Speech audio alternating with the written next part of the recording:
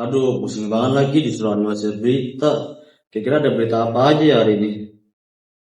Cari dulu ah.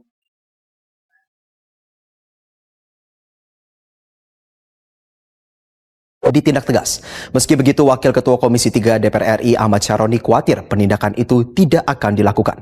Ada apa sebenarnya? Berikut ulasannya dalam top review selengkapnya. 3 mobil polisi yang dibakar di lokasi ini. Ormas aja kali ya. Gue cari dulu deh, itu pengertian dan sejarahnya. Menangkap TS, merupakan ketua sebuah ormas di wilayah Kampung Baru Depok, Jawa Barat. Upaya penangkapan TS. Mantap nih, ada video yang menarik nih buat dibahas nih. Coba gue putar dulu ah, bentar. Assalamualaikum warahmatullahi wabarakatuh. Oke, di sini saya akan menjelaskan pengertian fungsi LSM dan sejarah perkembangan LSM.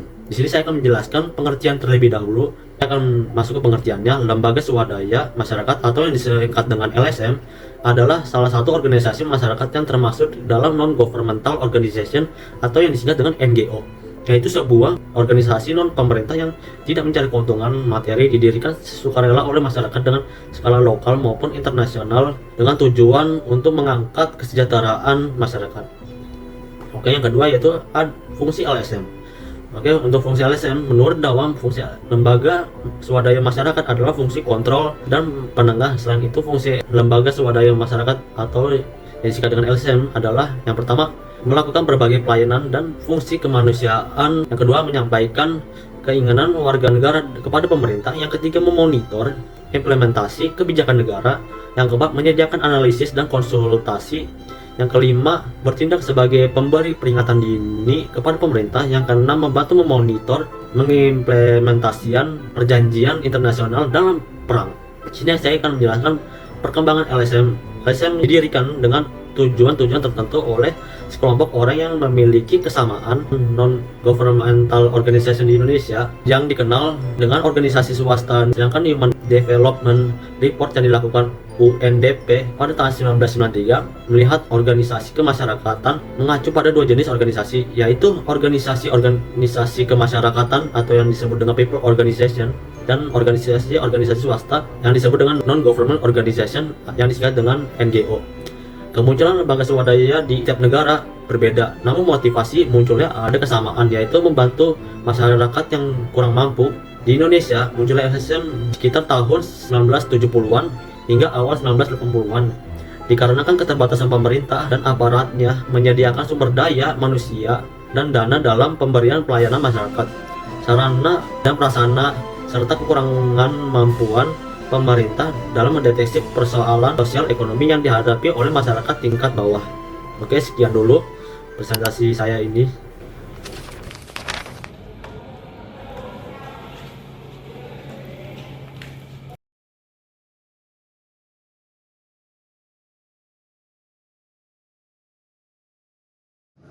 Diva, duduk sini ya? Iya, duduk aja, kosong kok bangkunya. Lagi baca buku apa, Div? Gue lagi baca buku ini nih, Din. Gue tuh pengen nyari materi yang kemarin baru diajarin, peran sama pengaruh organisasi masyarakat dalam sistem politik Indonesia. Gue udah baca nih buku, tapi masih belum kepikiran gitu, masih belum kebayang. Kemarin gue ada nemu videonya tuh oke banget penjelasannya. Mau lihat gak? Boleh, mumpung lagi bareng kan? Bentar ya. Oke. Hai, di sini aku mau menjelaskan tentang dua materi. Yang pertama tentang tujuan LSM dan Ormas dalam sistem politik, dan yang kedua adalah peran dan pengaruh LSM atau Ormas dalam sistem politik. Nah, yang pertama, tujuan dari LSM dan Ormas dalam sistem politik yaitu secara ideal lembaga swadaya masyarakat atau LSM dan organisasi masyarakat atau Ormas memiliki tujuan untuk mengurangi kemiskinan dan ketidakadilan serta meningkatkan kesejahteraan masyarakat.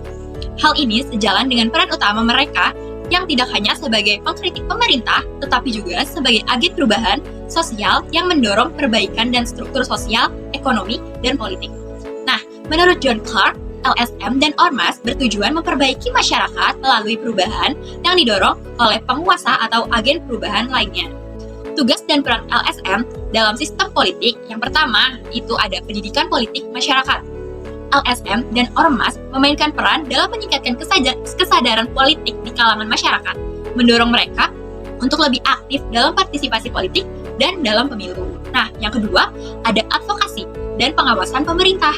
LSM dan Ormas berperan sebagai pengawas dan mengontrol pelaksanaan kebijakan pemerintah dan memastikan kebijakan tersebut tetap berpihak pada rakyat. Mereka juga bertindak sebagai penyambung suara masyarakat, menyampaikan aspirasi rakyat kepada pemerintah. Nah, yang ketiga yaitu pemberdayaan masyarakat. LSM dan Ormas aktif dalam memberdayakan masyarakat dengan memberikan pelatihan, penyuluhan, dan fasilitas yang memungkinkan mereka untuk berpartisipasi dalam membangun sosial dan ekonomi. Nah, yang keempat, ada menjadi mitra dalam pembangunan sebagai lembaga dan yang berfungsi sebagai penengah. LSM dan Ormas tidak selalu harus bersikap sebagai kekuatan oposisi terhadap pemerintah. Mereka juga dapat menjadi mitra strategis yang menjelaskan kebijakan pemerintah kepada masyarakat. Nah, yang kelima, ada memonitor kebijakan dan program pemerintah. LSM dan Ormas berperan dalam memantau pelaksanaan program dan kebijakan publik yang telah dijalankan oleh pemerintah, serta memberi peringatan dini jika ada ketimpangan atau penyimpangan yang perlu diperbaiki. Nah, yang keenam yaitu pemberian analisis dan konsultasi. Nah, LSM dan Ormas menyediakan analisis dan konsultasi yang mendalam mengenai berbagai isu sosial dan politik, memberikan masukan strategis kepada pengambil kebijakan. Nah, selanjutnya kita bahas materi yang kedua, yaitu pengaruh LSM dan Ormas dalam sistem politik Indonesia. LSM dan Ormas memiliki pengaruh besar dalam politik di Indonesia, baik secara langsung maupun tidak langsung. Yang pertama, mempengaruhi kebijakan publik. LSM dan Ormas dapat mempengaruhi kebijakan pemerintah melalui lobby, kampanye publik, dan advokasi yang mengarah pada perubahan atau pembatalan kebijakan yang dianggap merugikan masyarakat. Nah, yang kedua, yaitu penguatan demokrasi. LSM dan Ormas memperkuat demokrasi dengan mendorong partisipasi masyarakat dalam proses politik dan pemerintahan. Mereka juga menjaga kebebasan berekspresi serta hak-hak dasar warga negara. Nah, yang ketiga, mengurangi praktik korupsi dan kolusi. LSM dan Ormas berperan aktif dalam memerangi korupsi, kolusi, dan nepotisme atau yang biasa kita sebut dengan KKN, dengan cara mengawasi pemerintahan dan melaporkan praktik-praktik yang tidak transparan. Nah, yang keempat, yaitu menumbuhkan kesadaran sosial dan kritis. LSM dan Ormas memperkenalkan berbagai isu sosial dan politik seperti lingkungan hidup, HAM, kekerasan terhadap perempuan, serta imigrasi, dan lain-lainnya yang memperkaya wawasan dan pemahaman masyarakat mengenai masalah-masalah yang sedang berkembang. Nah, yang kelima yaitu sebagai mitra pemerintah dalam pembangunan. Dalam banyak kasus, LSM dan Ormas bertindak sebagai mitra pembangunan, yaitu membantu pemerintah dalam melaksanakan program yang bertujuan untuk meningkatkan kesejahteraan masyarakat, seperti dalam bidang pendidikan, kesehatan, dan pembangunan infrastruktur. Sampai jumpa di topik selanjutnya, yaitu Power LSM dan juga Tipe LSM. Bye! Iya ya, ternyata jadi jauh lebih paham kalau nonton video penjelasan gitu. Thanks ya, Din. Aman. Oh iya, tapi ada video lanjutannya yang belum gue tonton. Oh iya? Iya, materinya tuh tentang klasifikasi dan ragam ormas di Indonesia. Ada di situ juga kah videonya? Ada, di sini tuh lengkap banget. Mau nonton gak? Ya apa sih, ya udah nonton aja. Ngobrol lagi bareng. Nih, bener. Oke.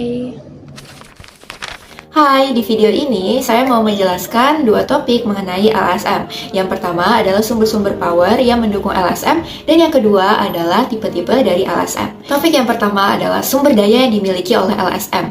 Dalam melakukan aktivitas-aktivitasnya, lembaga swadaya masyarakat atau LSM ini didukung oleh sumber-sumber power. Nah, saya akan menjelaskan apa aja sumber-sumber power yang mendukung LSM.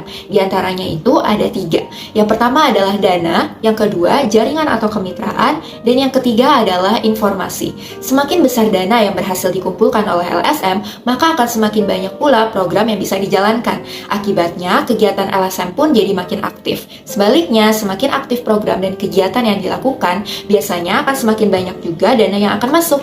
Ini menandakan bahwa kepercayaan publik atau klien terhadap LSM tersebut cukup tinggi. Nah, dana yang masuk itu umumnya diterima berasal dari kerjasama dengan lembaga donor, baik dari dalam negeri maupun luar negeri. Untuk mendapatkan LSM harus mengajukan proposal yang sesuai dengan kebutuhan dan minat para donor. Kerjasama ini itu bisa terjadi kalau jaringan LSM itu makin luas, bukan cuma di tingkat lokal, tapi juga bisa mencakup tingkat internasional.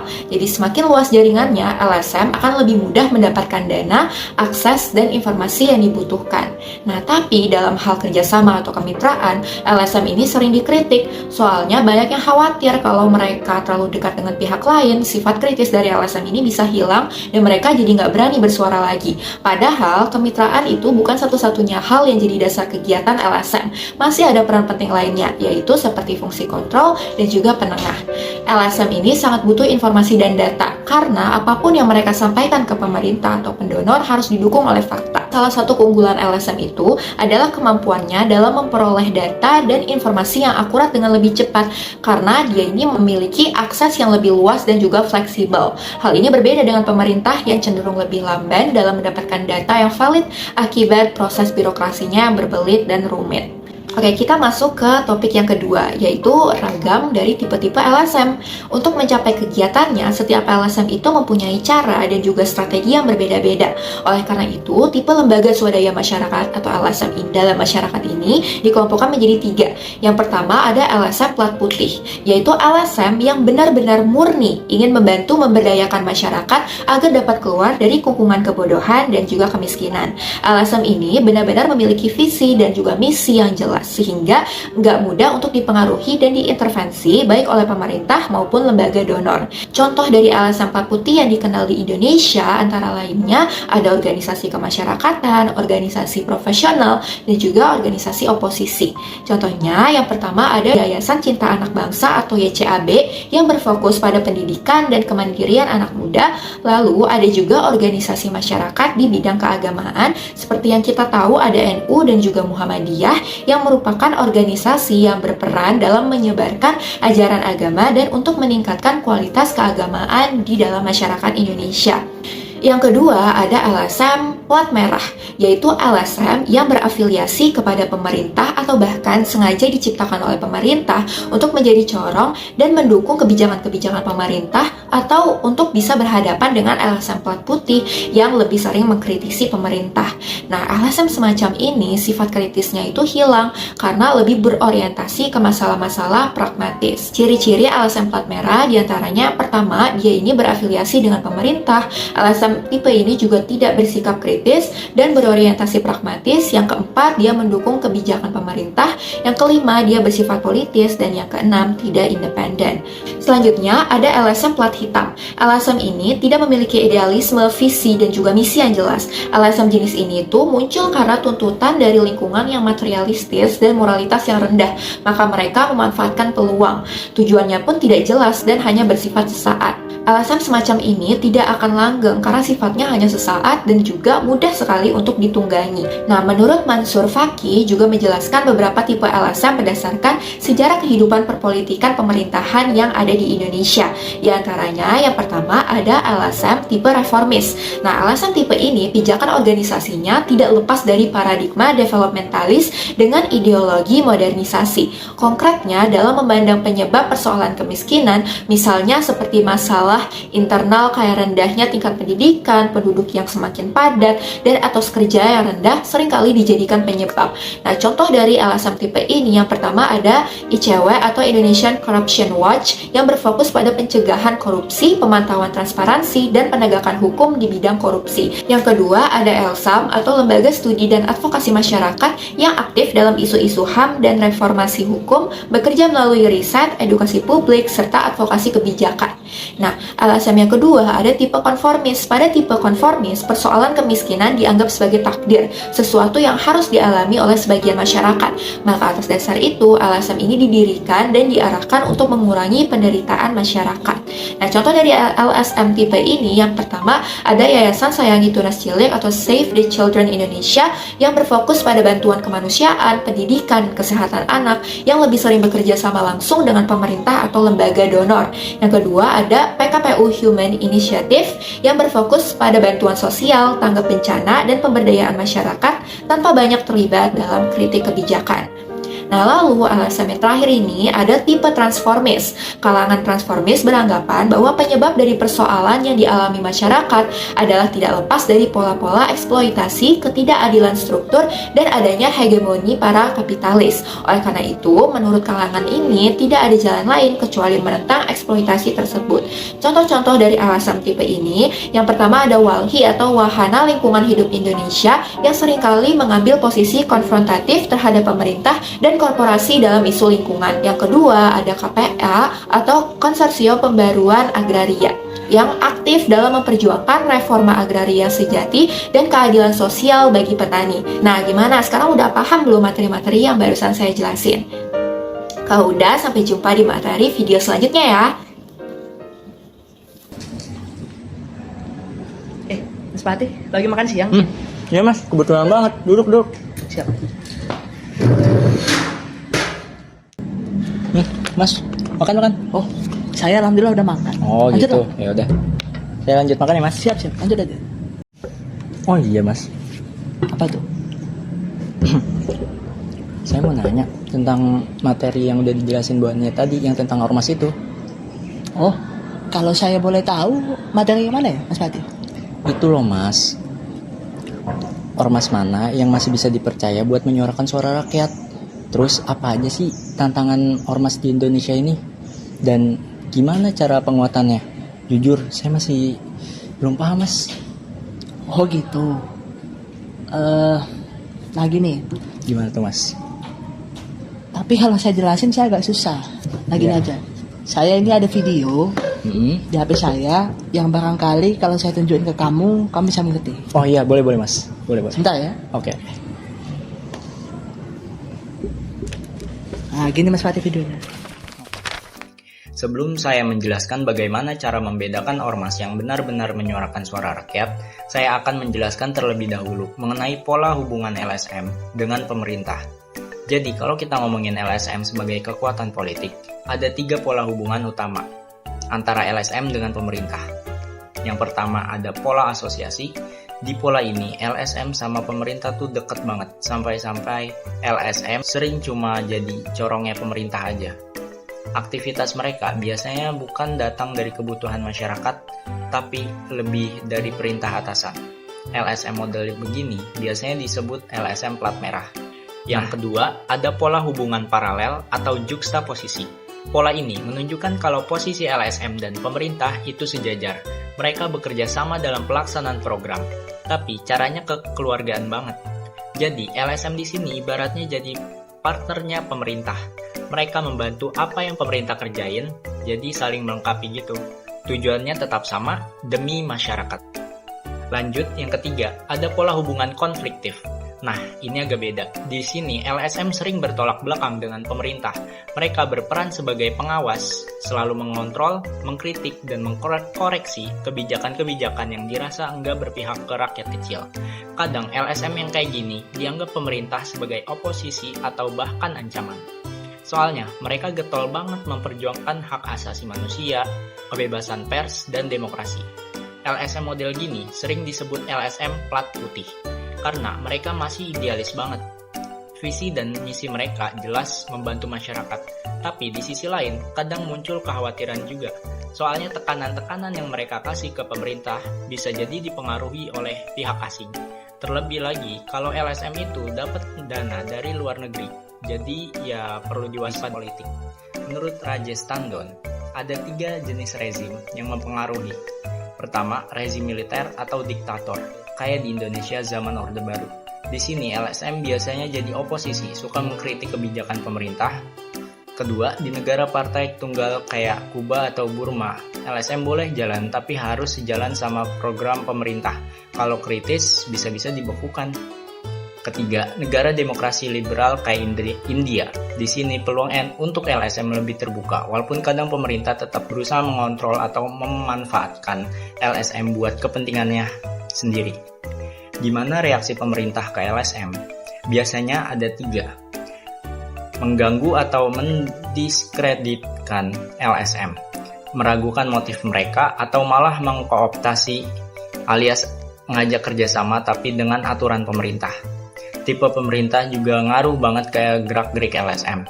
Kalau pemerintahannya aman dan stabil, biasanya lebih terbuka untuk kerja bareng LSM. Kalau pemerintahannya lemah dan represif, LSM sering dibatasi. Tapi kalau pemerintahnya reaksioner, justru LSM bisa lebih leluasa berpartisipasi dalam pembangunan. Terus, sikap LSM sendiri terhadap pemerintah juga berbeda-beda. Ada yang oposisi, aktif menolak kebijakan yang merugikan rakyat lewat protes atau jalur hukum. Ada yang menyempurnakan, yaitu ngisi kekosongan dalam program pemerintah yang pro-rakyat, kayak program Gizi di Zambia. Dan ada juga yang mengubah, yaitu ikut memperbaiki layanan pemerintah, misalnya lewat pelatihan atau program pengembangan kayak di Ethiopia. Nah, sebagai kekuatan politik, LSM harus pintar-pintar memilih strategi. Mereka tetap harus fokus sama pemberdayaan rakyat, jaga idealisme, dan fleksibel menyesuaikan diri sama kondisi politik yang ada. Oke, itu tadi sedikit obrolan tentang pola hubungan LSM dan pemerintah. Kita masuk ke pembahasan kedua, yaitu cara membedakan ormas yang benar-benar menyuarakan suara rakyat. Kita tahu, sekarang banyak banget ormas di mana-mana. Tapi pertanyaannya, semua ormas itu beneran memperjuangkan rakyat nggak sih? Nah, supaya nggak salah lihat, ada beberapa hal yang bisa kita perhatikan. Pertama, cek visi dan misinya. Ormas yang serius membela rakyat biasanya punya tujuan yang jelas, kayak memperjuangkan keadilan sosial, hak-hak masyarakat kecil, dan pemberdayaan. Kalau visinya cuma soal kekuasaan atau jabatan, ya patut dipertanyakan. Kedua, lihat sikap mereka ke pemerintah. Ormas yang beneran bela rakyat biasanya kritis kalau pemerintah bikin kebijakan yang nggak adil. Tapi mereka juga mau diajak kerjasama kalau program pemerintah itu memang baik buat rakyat. Jadi nggak asal anti, tapi nggak asal iya. Ketiga, perhatikan apa yang mereka kerjain. Ormas sejati itu aktif turun ke lapangan. Mereka bikin pelatihan, advokasi, bantu warga, bukan cuma nongol pas mau ada pemilu atau pas ada proyek gede aja. Keempat, soal pendanaan juga penting. Kalau ormas terlalu bergantung sama sponsor politik atau donatur yang punya agenda tersembunyi, bisa-bisa perjuangannya melenceng. Yang sehat itu, pendanaannya transparan dan nggak mudah diatur-atur. Kelima, dengerin apa kata masyarakat. Ormas yang beneran deket sama masyarakat pasti dikenal dan dipercaya sama masyarakat itu sendiri. Bukan cuma tampil di media, tapi emang hadir di kehidupan nyata rakyat kecil. Intinya sih, ormas yang membela rakyat itu kelihatan dari kerja nyata dan konsistensinya, bukan dari seberapa sering mereka muncul di TV atau media sosial. Mungkin sekian untuk penjelasan tentang pola hubungan LSM dengan pemerintah dan juga cara membedakan ormas mana yang masih menyuarakan rakyat. Selanjutnya akan dilanjutkan oleh Abdul Fattah. Terima kasih. Baik, sebelumnya terima kasih kepada Mas Fatih yang sudah mempresentasikan materinya. Kini tibalah bagian saya untuk mempresentasikan materi saya, bagian saya begitu, terkait permasalahan dan tantangan ormas di Indonesia, serta upaya penguatan peran ormas dalam demokrasi. Kita masuk ke materi ya. Yang pertama, permasalahan dan tantangan ormas di Indonesia. Organisasi masyarakat atau ormas sering menghadapi tantangan internal, seperti lemahnya struktur organisasi, rendahnya kualitas kepemimpinan, serta eksternal, seperti intervensi politik dan stigmatisasi negatif. Ada juga masalah fragmentasi dan persaingan antar kelompok. Dan materi pertama, yaitu permasalahan dan tantangan ormas di Indonesia. Ini dia tuh terbagi juga lagi, ada pecahan-pecahannya. Jadi tidak juga mencakup di satu materi itu saja, ada lagi ke bawahnya. Yang pertama, politisasi ormas dan potensi konflik kepentingan. Sebagian ormas biasanya dijadikan alat kendaraan politik oleh elit untuk kepentingan elektoral yang berpotensi menggerus idealisme, memecah belah masyarakat, dan menciptakan konflik horizontal yang berbasis identitas. Yang kedua dari subbab materi saya pertama, radikalisme dan ormas intoleran. Ormas biasanya kalau sudah besar berkembang menjadi sarang ideologi radikal dan intoleran, memperkuat sentimen anti negara dan anti kebinekaan. Ini mengancam stabilitas sosial dan memicu kekerasan berbasis agama dan ideologi. Lalu poin ketiga dari subbab pertama, ketergantungan pada dana pemerintah atau elit. Banyak ormas tidak mandiri secara finansial, sehingga bergantung pada dana hibah dari negara atau sokongan politisi. Ketergantungan ini membuat mereka rentan kehilangan independensi dan terseret dalam praktik transaksional. Lalu, kurangnya transparansi dan akuntabilitas dari ormas. Banyak ormas tidak memiliki sistem laporan keuangan dan kegiatan yang transparan. Ini membuka peluang penyalahgunaan dana, korupsi, hingga mengaburkan tujuan organisasi yang seharusnya berbasis pelayanan masyarakat. Selesai juga subbab pertama, lalu masuk ke subbab kedua. Upaya penguatan peran ormas dalam demokrasi. Organisasi masyarakat perlu diperkuat lewat peningkatan kapasitas organisasi, pembinaan independensi, mendorong partisipasi publik, serta memperjelas peran mereka sebagai kontrol sosial dan penyalur aspirasi rakyat dalam proses demokrasi. Poin pertama dari subbab kedua, perlunya reformasi kebijakan dan regulasi tentang ormas yang dia itu tertuang dalam undang-undang terkait organisasi masyarakat dan sebagainya. Pemerintah melakukan reformasi terhadap ormas lewat Undang-Undang Nomor 16 Tahun 2017 yang disebut Perpu Ormas, yang dimana memperketat syarat pendirian dan pembubaran ormas. Namun, regulasi ini menuai kritik karena dianggap represif dan berpotensi mengekang kebebasan berorganisasi. Poin kedua, pendidikan politik dan peningkatan kapasitas ormas. Organisasi masyarakat perlu difasilitasi dengan program pendidikan politik, pelatihan tata kelola organisasi, advokasi publik, dan pengembangan keterampilan untuk memperkuat kontribusi positif dari ormas tersebut, agar di mana mereka itu bisa juga punya adil dalam perkuat demokrasi negara kita. Lalu yang terakhir, kolaborasi ormas dengan lembaga negara dan masyarakat sipil. Diperlukan sinergi berbasis dialog dan program bersama antara ormas, pemerintah, dan NGO. NGO singkatan dari Non-Government Organization, nirlaba, yang dimana tujuannya memperluas jaringan advokasi, mempercepat solusi isu sosial, dan memperkuat tata kelola pemerintahan partisipatif. Dapat disimpulkan, terhadap ormas-ormas yang ada di Indonesia ini banyak perbaikan, banyak pembenahan yang dia itu harus selalu memang dievaluasi oleh pemerintah kita, oleh kita sendiri gitu, sebagai masyarakat Indonesia, supaya tidak dia itu salah arah, selalu dibimbing dan selalu diawasi. Demikian, sekiranya ada kesalahan, silap dalam perkataan dan perbuatan, harap dimaafkan. Ihdinas siratal mustaqim, Allahul muwaffiq ila aqwamit thoriq. Assalamualaikum warahmatullahi wabarakatuh. Bagus gini mas, bisa nemu penjelasan yang bagus kayak gitu. Dapat dari mana mas? Oh iya dong, itu saya dikasih sama kawan saya. Oh gitu. Ya udah deh. Makanan saya juga udah habis. Iya. Kita cabut yuk. Ayo. Kan mau buat video tugas juga. Oke. Let's go. Ayo mas.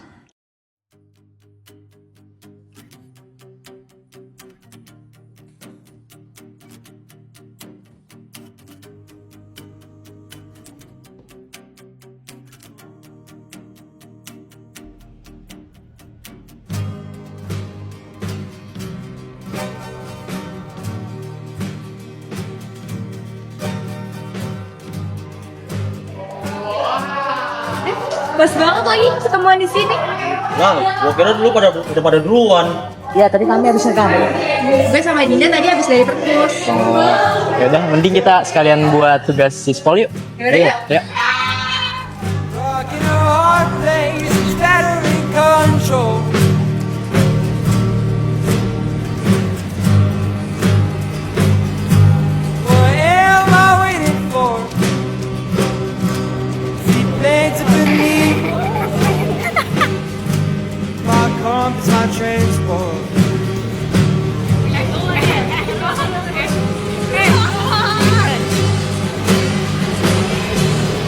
Jangan cepet-cepet.